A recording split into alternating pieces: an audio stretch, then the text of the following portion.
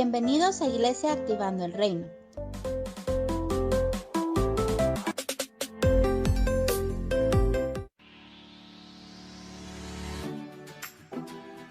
Yo estoy activando el reino. Yo estoy activando el reino. Yo estoy activando el reino. Yo estoy activando el reino.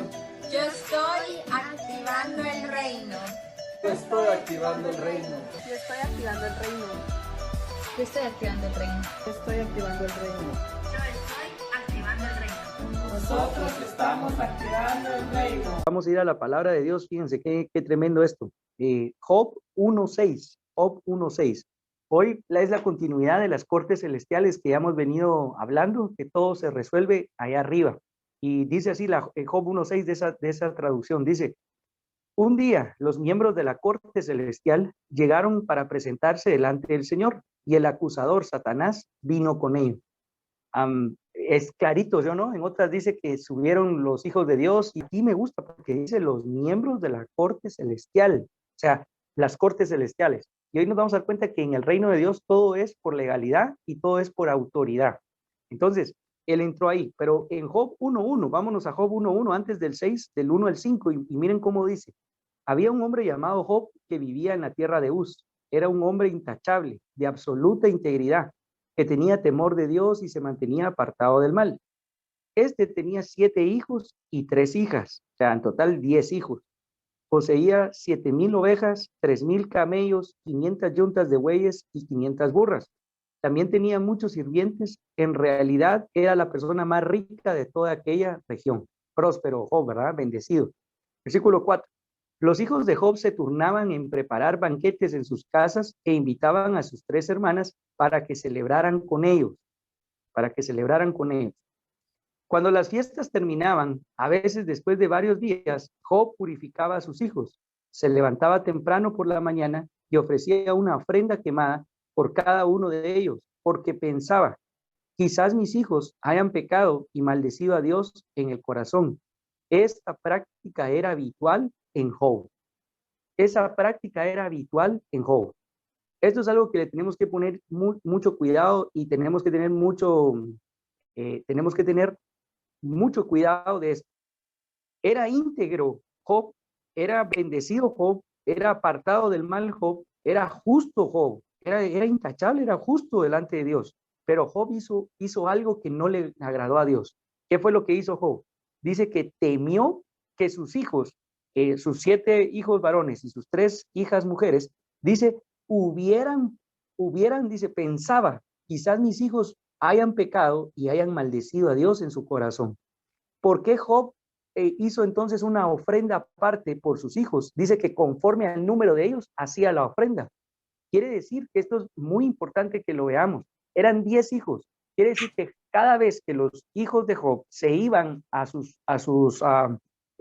yo lo miro así, a sus fiestas, a sus celebraciones, porque dice que eran banquetes, esa es la palabra, eran banquetes. Y en sus casas dice que invitaban a sus hermanas para celebrar con ellos, y dice que lo que hacían era que comían y bebían.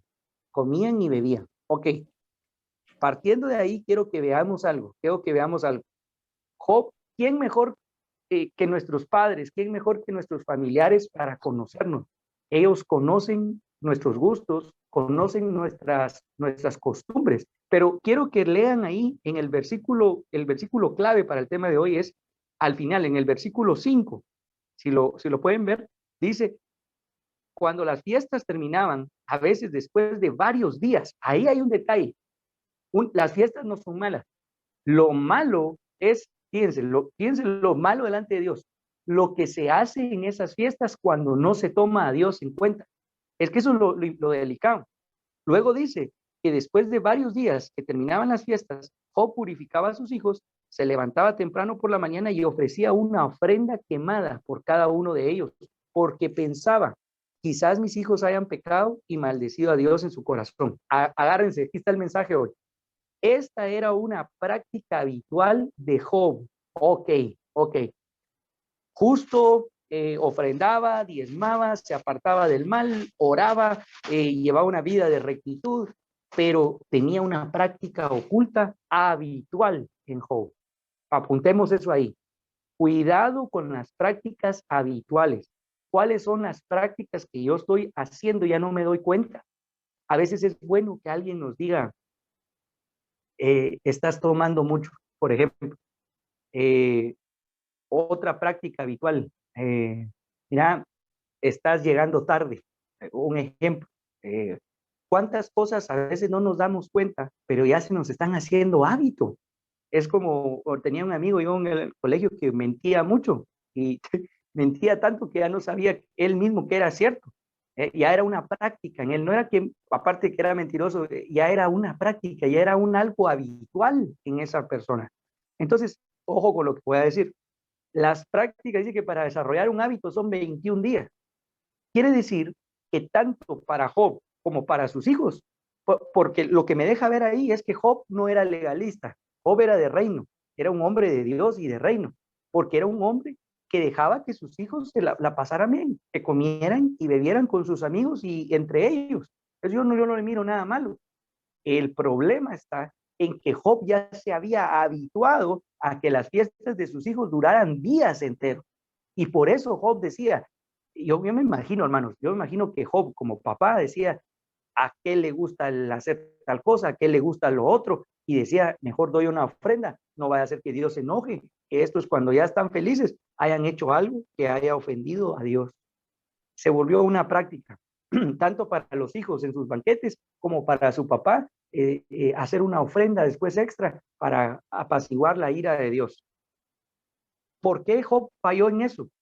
Porque se le volvió una costumbre pensar mal de sus hijos y pensar mal de Dios mismo. Atención con eso. Apúntelo ahí. Cuidado, se me hace hábito estar pensando mal de los demás. Entonces, cuidado con eso. Cuidado con tener el pensamiento malo, tener un pensamiento que se me vuelva habitual. No hago esto porque si no Dios me va a castigar. O mejor voy a dejar de hacer lo otro, no vaya a ser que. Cuidado con eso. Y también el hábito de estar, hermanos, en el derroche, en una vida sin propósito, en una vida de libertinaje, donde ya no miro yo un límite entre lo que es bueno y en lo que es malo. Cuidado con eso. ¿Por qué estoy predicando esto? Porque Job llevaba una vida intachable. Ahora, miren ustedes qué contradictorio que en su propia casa Job estaba teniendo un desorden. Agradando él personalmente a Dios, su casa era un despelote totalmente. Es decir, sus hijos se habían acostumbrado a que Job era el justo, entonces no les iba a pasar nunca nada malo. No les iba a pasar nada malo porque mi papá es tan bueno, mi papá es de oración, mi mamá es una mujer de Dios, van a la iglesia, son buenos, buscan a Dios, entonces a mí no me va a pasar nunca nada malo. Y miren lo que pasó con los hijos de Job. Versículo 13, en Job 1:13. Vámonos al versículo 13. Y un día aconteció que sus hijas e hijas, bueno, se me olvidó decirles, perdón. Vámonos a Job, ahorita les digo, perdón que no la tenía aquí lista. Vámonos a Job. Job 1, vamos a ver el diálogo entre Dios y Satanás. Job 1, vamos a poner aquí, Job 1 NTV. Esa versión es muy clara, por eso la puse hoy, en la NTV. Dice, versículo 7, Job 1:7. El Señor le preguntó a Satanás, ¿de dónde vienes? Satanás le contestó al Señor, he estado recorriendo la tierra, observando todo lo que ocurre. Apunte ahí, el enemigo no se mete con nadie que no haya visto. Él anda viendo, es lo que hace, su trabajo diariamente es ver la tierra, el diablo, que Dios lo reprenda. Versículo 8, por eso dice que anda como león rugiente, viendo a quién devorar. Versículo 8. Entonces el Señor le preguntó a Satanás, ¿te has fijado en mi siervo Job? Es el mejor hombre de toda la tierra. Es un hombre intachable y de absoluta integridad. Tiene el temor a Dios y se mantiene apartado del mal. Versículo 9. Satanás le respondió al Señor, sí, pero Job tiene una buena razón para temer a Dios. Miren eso. Hoy el tema es la importancia de la autoridad. Dice, ¿acaso Job no tiene una buena razón para temer a Dios? Siempre has puesto un muro de protección alrededor de él, de su casa y de sus propiedades. Has hecho prosperar todo lo que hace. Mira lo rico que es. Oigan, el diablo sabe hasta nuestras finanzas. sabe hasta cuánto una persona puede tener en el banco. El diablo lo sabe. Después dice versículo 11, así que extiende tu mano y quítale todo lo que tiene y ten por seguro que te maldecirá en tu propia cara. ¿Cómo se llama eso? Eso se llama calumnia, eso se llama hablar mal de una persona, ponerlo mal y ponerlo entre duda. Esa es la arma del enemigo, que Dios lo reprende. Miren lo que dice Dios. Muy bien, puedes probarlo, dijo el Señor a Satanás. Haz lo que quieras con todo lo que posee, pero no le hagas ningún daño físico a él. Oigan eso. Entonces Satanás salió de la presencia del Señor y versículo 13, oigan, un día los hijos y las hijas de Job celebraban en la casa del hermano mayor y llegó un mensajero a casa de Job con las siguientes noticias. Sus bueyes estaban arando y los burros comiendo a su lado cuando los sabeos nos asaltaron, robaron todos los animales y mataron a todos los trabajadores. Y yo soy el único que escapó para contárselo. Mientras este mensajero todavía hablaba, versículo 16, llegó otro con esta noticia. Cayó del cielo fuego de Dios y calcinó a las ovejas y a todos los pastores. Yo soy el único que escapó para contárselo. Versículo 17. Mientras este mensajero todavía hablaba, llegó un tercero mensajero con esta noticia.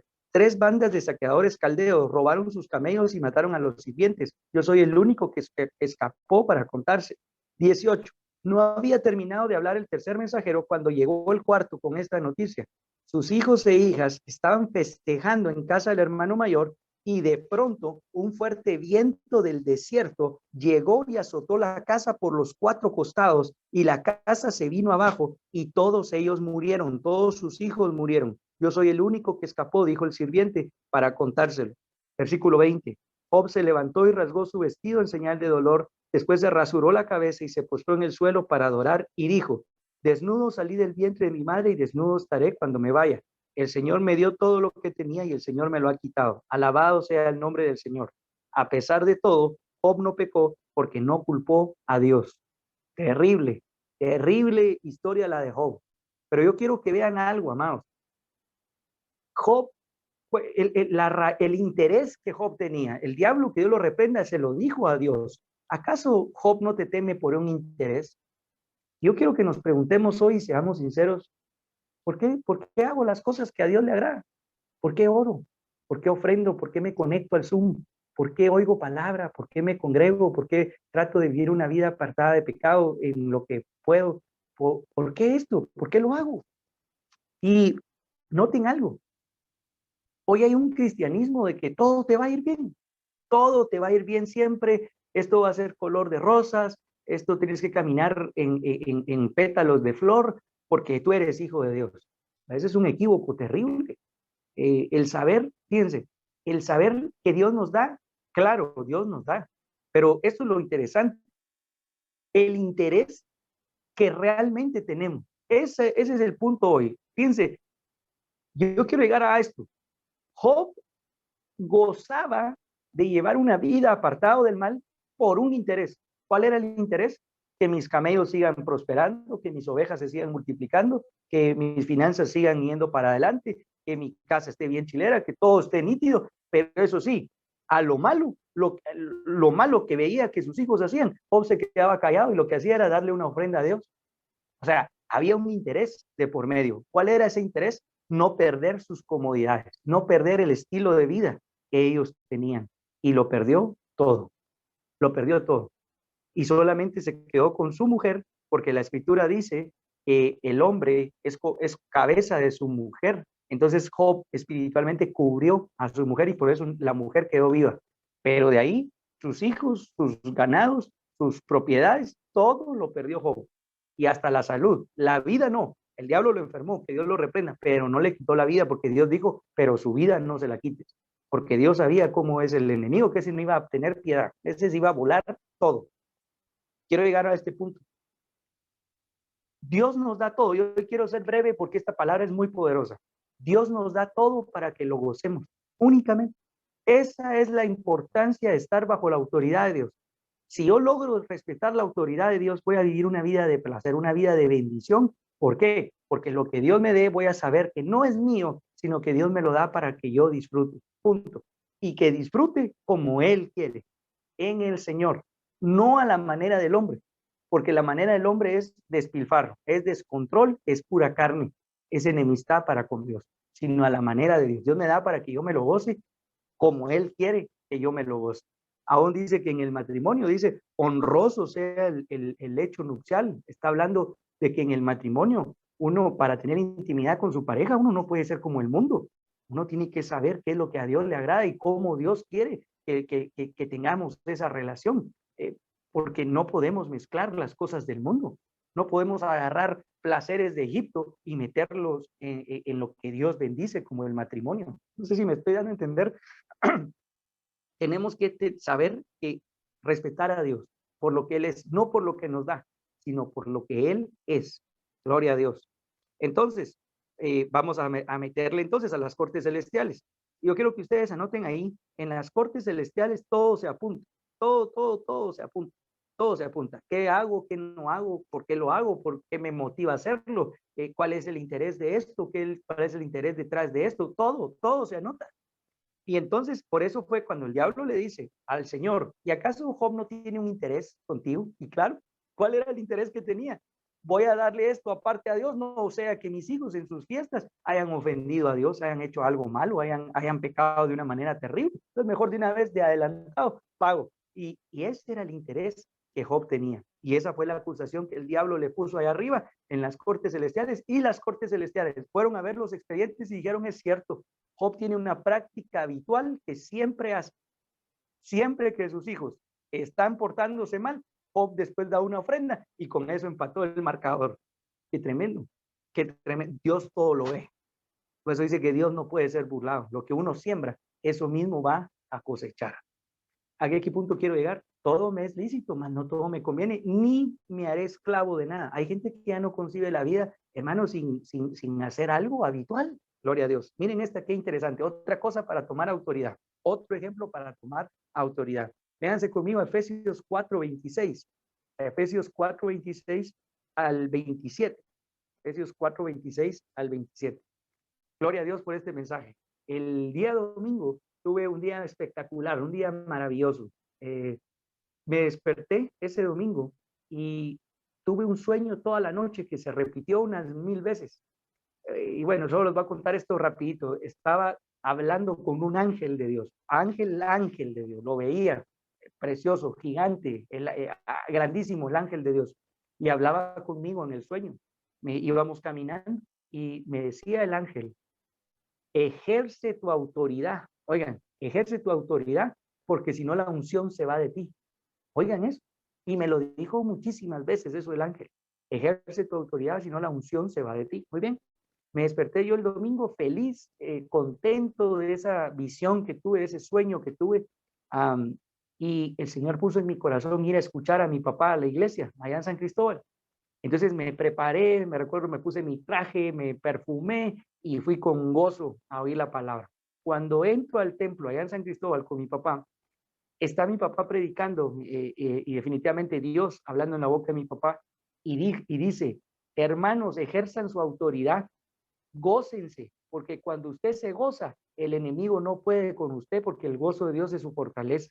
Yo dije, wow, el mensaje que el ángel me dio en la noche, ejerce tu autoridad, si no la unción se va de ti. ¿A qué punto quiero llegar? Que muchas veces sabemos mucho de Dios, sabemos los textos, sabemos dónde queda tal cita bíblica, hemos tenido experiencias con él, pero pareciera ser que aunque somos hijos de Dios, hay cosas del mundo que todavía tienen efecto en uno, ojo, o hay, aunque sé que soy más que vencedor, a veces estamos derrotados, a veces nos sentimos mal, nos sentimos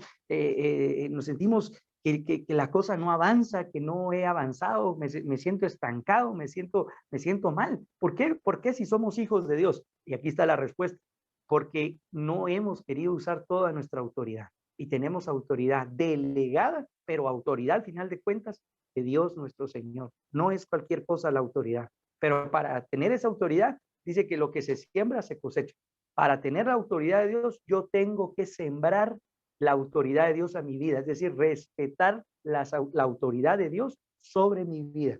Efesios 4:26 entonces dice, no pequen al dejar que el enojo los controle. Oigan eso, ¿a cuántos todavía el enojo los controla, hermano? A ver, ¿cuántos? A lo mejor, gracias a Dios que tienen apagadas las cámaras. No sé cuántos los controla el enojo, hermano. Yo me maleo, yo grito, yo hago aquí, yo me le pollo los ojos, yo lo bloqueo. Cuidado, no dejen que el enojo los controle. No permitan que el sol se ponga mientras siguen enojados. Ustedes saben que el Señor nos dice, en otra versión dice, enójense sin pecar. ¿Saben qué está diciendo? Dios nos permite a nosotros los creyentes a enojarnos, pero que el sol no se ponga mientras nosotros estamos enojados. Quiere decir que tu enojo no te puede durar todo el día.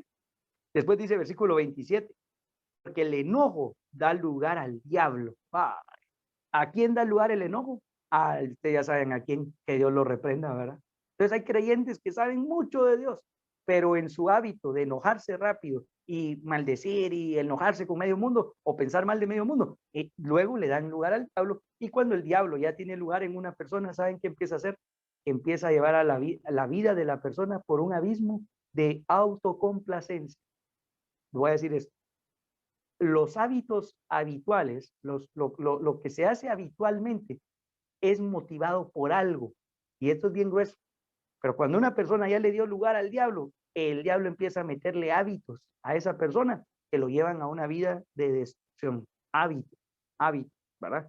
Entonces, no le demos lugar al enemigo, no nos enojemos, enójense, pero sin darle lugar al enemigo.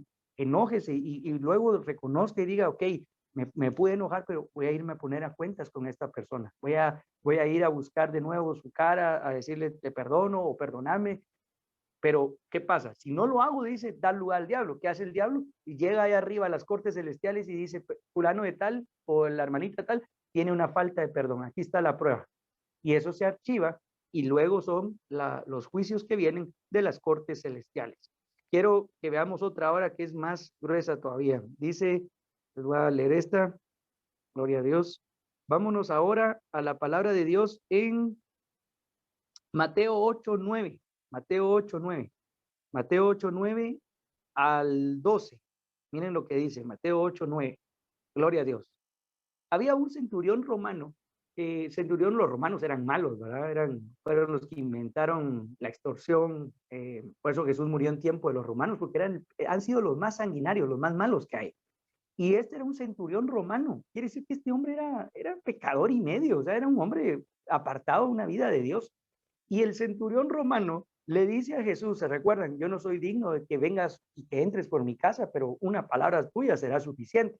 Muy bien, miren el versículo 9. Porque también yo soy hombre bajo autoridad. Oigan, también yo soy bajo autoridad. Yo quiero profetizar ya que a los que están aquí conectados y a los que van a escuchar esta palabra, la gente te va a empezar a sentir la autoridad de Dios. Gloria a Dios, la autoridad de Dios. Jesús, si lo queremos ver en lo natural, Jesús era un simple Galileo. Por eso decían, ¿qué cosa buena podrá salir de Nazaret? Jesús no tenía resplandor, no era aquel gran líder físicamente para que lo respetaran. Pero ¿qué autoridad tenía Jesús de Dios que el centurión romano le dice, yo también soy hombre bajo autoridad? Yo también. ¿Qué autoridad le veía a Jesús? Y dice, soy hombre bajo autoridad y tengo bajo mis órdenes soldados y digo a este, ve y va, al otro, ven y viene, y a mi siervo hace esto y lo hace. Apuntemos aquí. ¿Cuál es nuestra autoridad?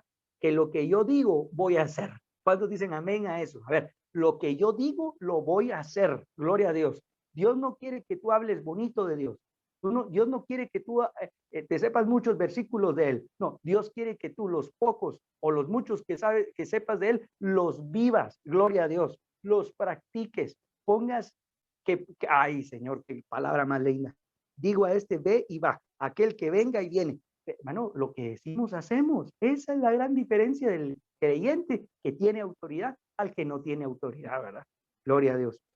Ese es el 9. Ahora miren el 10, que se pone más bonito esto, el 10. Al oírlo Jesús se maravilló y dijo a los que le seguían, a sus discípulos, de cierto os digo que ni aún en Israel he hallado tanta fe como la de este hombre. Anotemos, si soy obediente a Dios, si logro hacer lo que Él quiere que yo haga, voy a tener autoridad, y si tengo autoridad, lo que voy a tener es fe. Gloria a Dios, gloria a Dios. Entonces hoy entiendo cuando el ángel me dijo el domingo, José, ejerce tu autoridad. ¿Saben qué está diciendo? Autoridad significa fe. Lo que el ángel estaba diciendo es, lo que tú dices, hazlo. Y dice la Biblia, esta es la última, dice que un día se levantó el viento y el mar, y los discípulos creyeron que se iban a ahogar, iban a morir, el barco se iba a romper, y Jesús estaba durmiendo. Y despertaron al Señor, y usted sabe la historia, dice que, Señor, Señor, nos morimos, ayúdanos. Y Jesús les dice, ¿por qué tienen miedo, hombres de poca fe? ¿Dónde está su fe? Les dijo. En eso Jesús se para, ve el viento y el mar agitados, y les dice, cálmense. Y dice que el viento y el mar se calmaron. Aquel día los discípulos y todos los que estaban en el barco dijeron, ¿quién es este que aún el viento y el mar le obedecen? Yo quiero decirles algo hoy, que si estamos bajo la autoridad de Dios, vamos a poder hacer cosas extraordinarias. Estoy hablando que vamos a poder calmar cosas tremendas, vamos a poder secar cánceres, vamos a poder destruir SIDA, vamos a poder destruir COVID. Gloria a Dios, porque tiene la autoridad de Dios. Por eso dice, para el que cree, nada es imposible. Gloria a Dios. Llegó el momento de tomar nuestra autoridad. Llegó el momento de ya no tener más ansiedades, más temores, más preocupaciones, sino que se agarre el infierno en el nombre de Jesús, porque son ellos los que nos van a tener miedo a nosotros. Son ellos los que van a salir temblando. Yo les quiero decir en el nombre de Jesús que esa palabra del Salmo 91 dice, caerán 1000 a tu lado y 10,000 a tu diestra y a ti no te tocarán. ¿Por qué? Porque vas con la autoridad de Dios. Porque los demonios van a saber, van a temblar donde tú pases, van a huir donde tú entres. Bendito sea el Señor. Yo siento unción hoy cuando le estoy predicando esto. Dios nos manda hoy a ponernos bien el traje. Dios nos manda a ponernos rectos hoy, a erguir nuestras cabezas y a decir, yo tengo la autoridad de Cristo Jesús. Vamos a orar. Yo la quiero dejar ahí hoy. Padre, gracias por tu palabra. Gracias, Señor, por la autoridad que nos has dado. Hoy nos ponemos, Padre, con toda fe, Señor, con toda alegría, con todo gozo. Nos ponemos hoy, Señor, esa armadura del creyente, esa armadura del hijo tuyo, de la hija tuya. Dice tu palabra que nos pongamos el calzado del evangelio, que nos pongamos, Señor, el escudo de la salvación, la coraza de la justicia. El Señor, dice tu palabra, el escudo de la fe, Señor, la espada de tu palabra, que pongamos el cinturón de la verdad y que tomemos, Señor, esa espada preciosa que es tu palabra, Señor. Gracias, papito lindo. Hoy nos ponemos la armadura.